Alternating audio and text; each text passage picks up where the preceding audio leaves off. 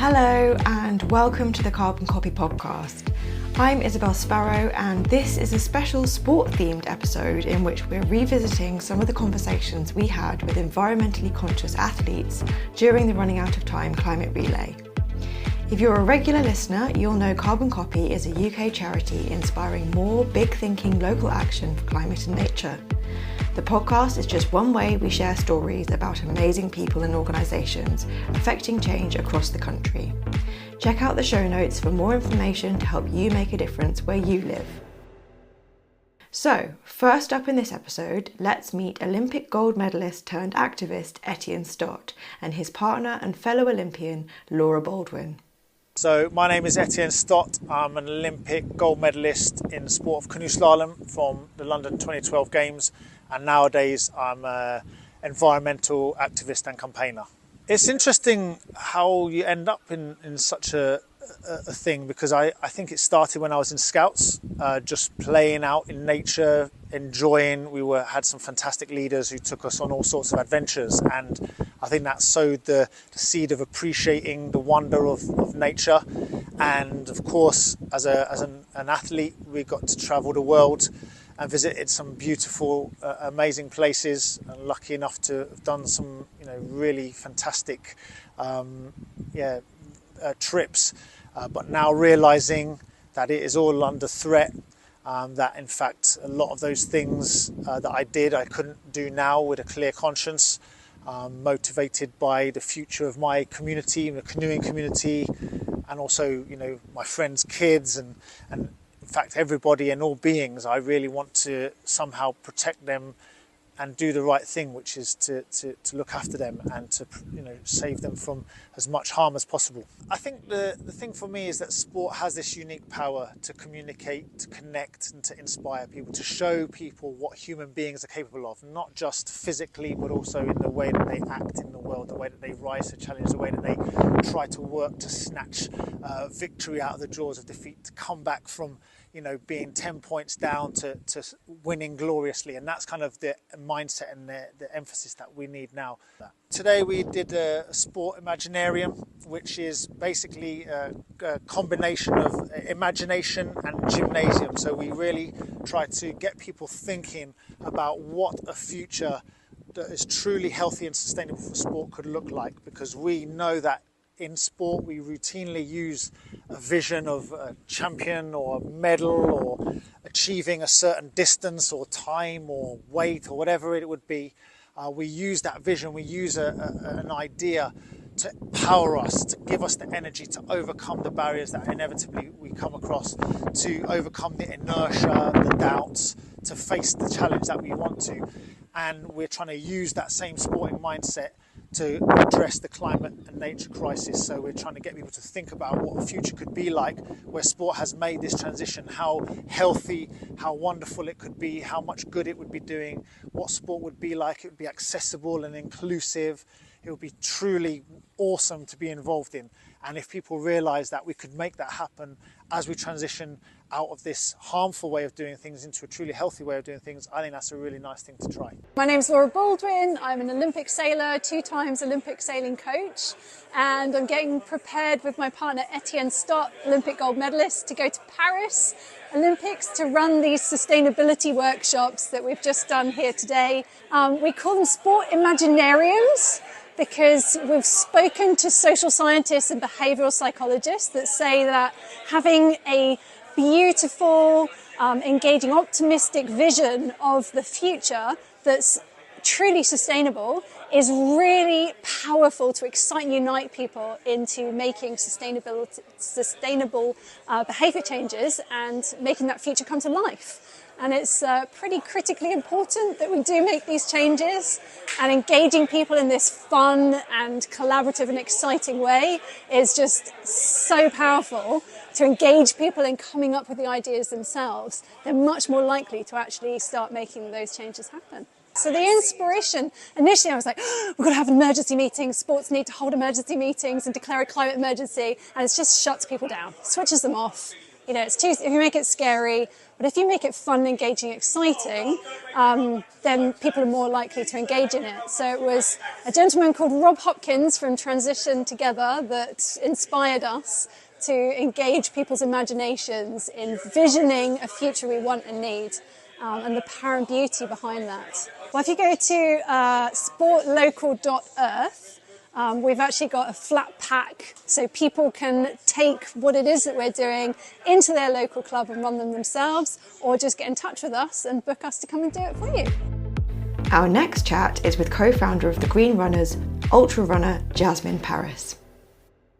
Hi, Jasmin. Thank you so much for chatting to us today. It's really great to have you on the podcast. For anyone who doesn't know who Jasmin is, which I feel like they might have been living under a rock if that's the case, but Jasmin is one of the founding members of the Green Runners and also an ultra-marathon runner who is the first woman ever to complete the Barkley Marathons earlier this year, which is a pretty grueling 100-mile race in Tennessee in the US. So Jasmin, how's it going? And would you like to tell us a little bit about yourself and how you came to be involved with the relay? I'm good, thanks. Yeah, thanks for having me on. It's a real pleasure to be here and chatting to you.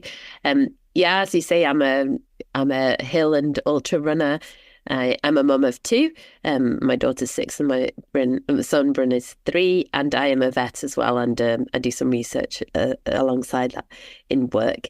And in terms of how I kind of got to being involved in the climate relay, so as you mentioned, I'm one of the co-founders of the Green Runners, which is essentially a movement, I guess. We hope to sort of inform and empower and inspire runners to make greener decisions in terms of their running and out with their running as well. So starting in the running community where I guess we have a bit more of a voice, and it's based around the 4 pillars, thinking about how you move, how you fuel, how you kit up, and how you speak out. So in terms of speaking out, the climate relay was right up our street in terms of getting involved with that and really sort of spreading the message about the need for faster and more effective action in the face of the climate crisis, and really calling on world leaders to take action. So I think it's a fantastic way of involving people all the way across Britain. And one of the things that everyone has said is that the community is kind of a mixture of runners who are interested in the environment and environmentalists who are interested in running. So which camp would you place yourself in? Which came first for you? I'm a runner. So I've been running. I mean, I started running as an adult, but now for a good, I'm guessing 16 years or so. I think, I've always been concerned about the climate and about the environment and the need to protect it. And I remember thinking that, doing a school project on that when I was 11 or something about protecting the rainforest. But I would say it's only really in the last 4 or 5 years that I've become increasingly concerned and sort of anxious and about this sort of the speed at which things are kind of deteriorating. So and the need for kind of rapid action. So I think I've only really become really switched on and keyed into the kind of the urgency of the situation in the last 5 years or so. One of the key things when I became a co-founder of the Green Runners around that time was that I stepped away from being sponsored by any sort of company, and decided to use the voice that I had, that I'd somehow managed to accumulate as a runner, and to actually speak out about issues that I was concerned about and passionate about and wanted to be able to speak about. So rather than inspiring people to buy new kit, I wanted to be able to speak out about the need to repair, reuse, recycle the kit you already have. I think through doing this podcast and through getting to learn a bit more about all of the different people involved with the relay, I think I'm learning more and more what an impact the sport does have on the environment. I think it's not necessarily something that I would have ever thought of or thought about that hard before speaking to some other athletes as well. I think those things about the kit, but also about traveling to races and stuff like that. And when we spoke to David, he mentioned that when you got back from the Barkley Marathons earlier in the year, you gave a talk to some other members of the Green Runners about how you reconcile those kinds of things in terms of the travel and the carbon footprint of that. And I wondered if you just wouldn't mind speaking a bit about that to us here as well.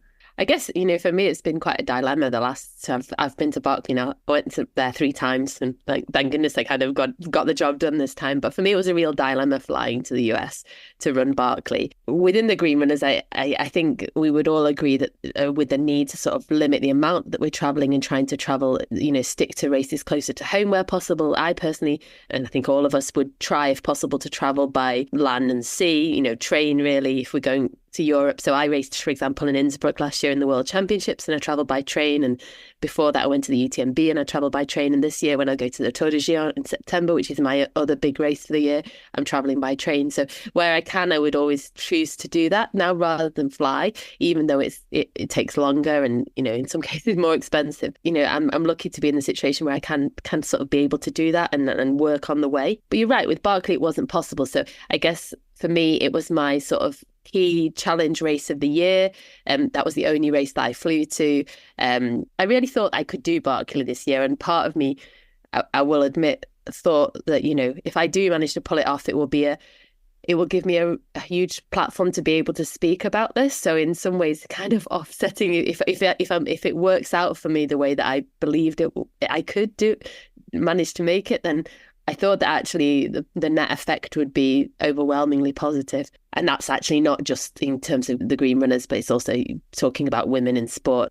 You mentioned a few races that you've got planned in the rest of the year in Europe. And how much do you find that you get an opportunity to speak to some of the other athletes from around the world about all of these issues? And what's the sort of reception that you get when you talk about sustainability with other runners from other places? Yeah, I think it, to be honest, it varies.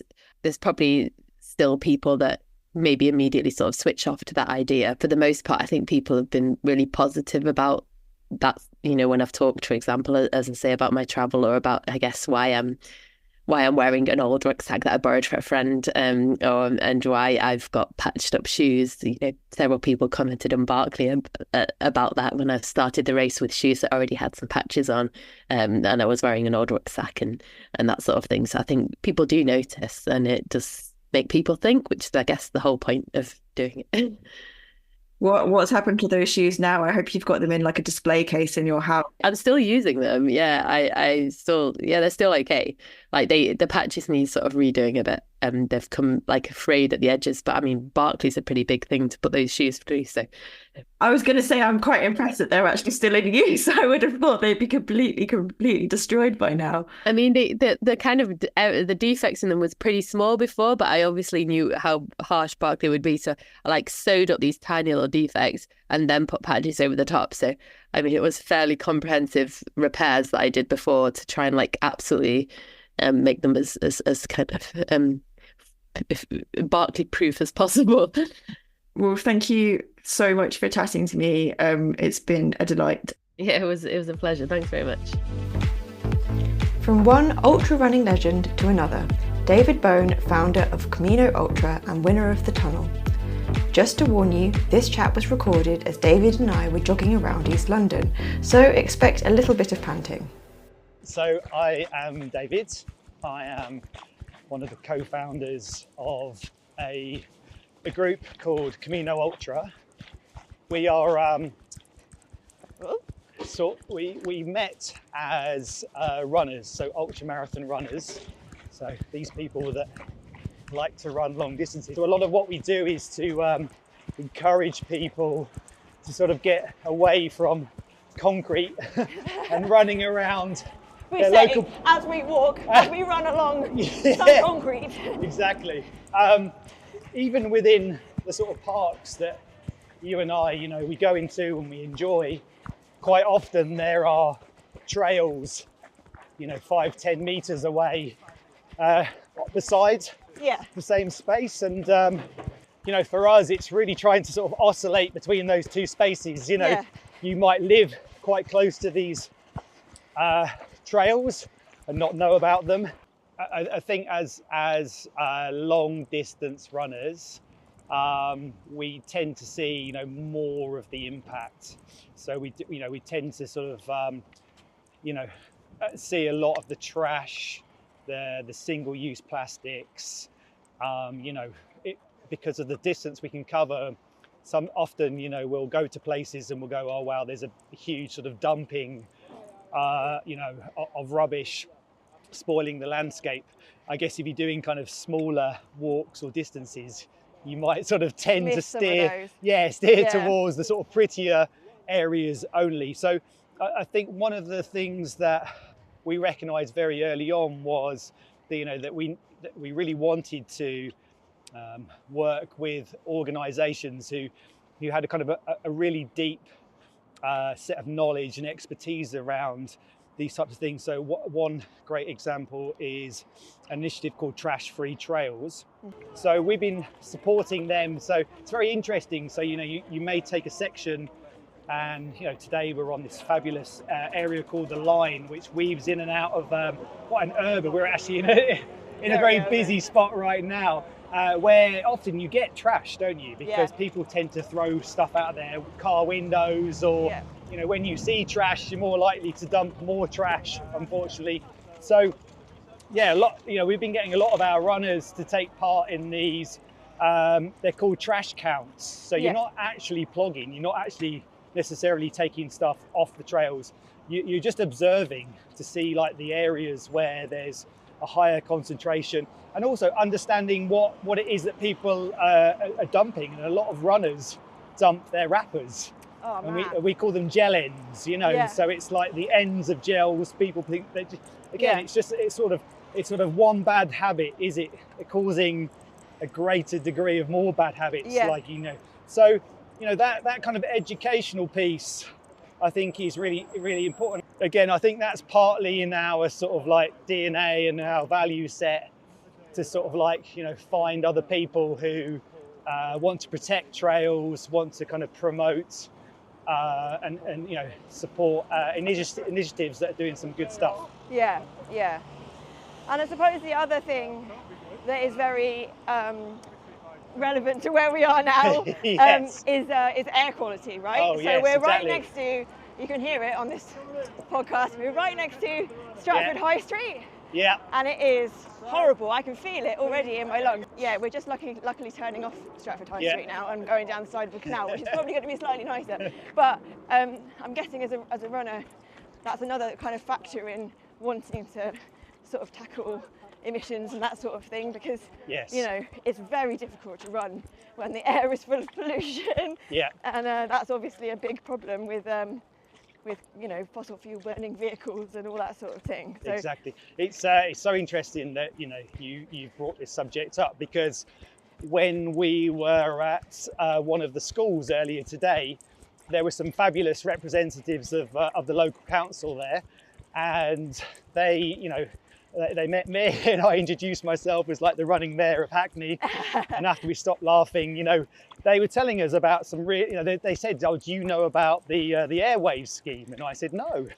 And so effectively, like, they're using some air quality monitors, which cost £50,000 per monitor, to capture some of the data around.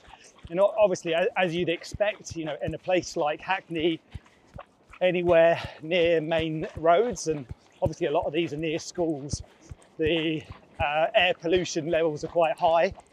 You know, when you speak to people, even today on a climate relay, very few people know too much about what's going on. So I think there's a long way to go, really, to start kind of this information to becoming, you know, more relevant. And when people start to understand it or recognize some of the benefits, how they kind of share it with their friends, or kids share it with their parents, because we were in this school, and the level of engagement from the kids at Rushmore School was just incredible, you know. So that often seems to be the way on this relay, like the kids are the ones asking the really difficult questions. Exactly. And, So, you know, I think, you know, through your podcast, if we can kind of share the resources about Air Aware, and I was told, haven't seen it myself, but there is a link you can go to, and if you and I were to meet and say, okay, we're going to run this 5-mile route, it could kind of give us 3 route choices. like a red, orange and a green, and the green one being the one where the air quality conditions are much more favourable. So that's yeah, really that could be really helpful for us, couldn't it? Our final conversation for this sporty mashup is with Winter Paralympian Anna Turney, who we met at the Snowdome in Tamworth. Hi, I'm Anna Turney. I'm a two-time Winter Paralympian and I'm at the Tamworth Snowdome. So I competed in 2 Winter Paralympic Games, Vancouver 2010, where they had to reschedule all the races because of the weather, because there was just like too much wet snow. They couldn't run the speed races at that point, so they had to change it. And then in Sochi 2014, it was all man-made snow. We didn't have any natural snow. And this is a growing problem. So there's lots of World Cup races that have been cancelled or have to be rescheduled. The seasons are getting smaller because the snow is melting. They just can't run these competitions. I can remember learning about climate change as a primary school pupil 30 years ago and feeling scared. And I don't remember that much from primary, but I remember the fear around that.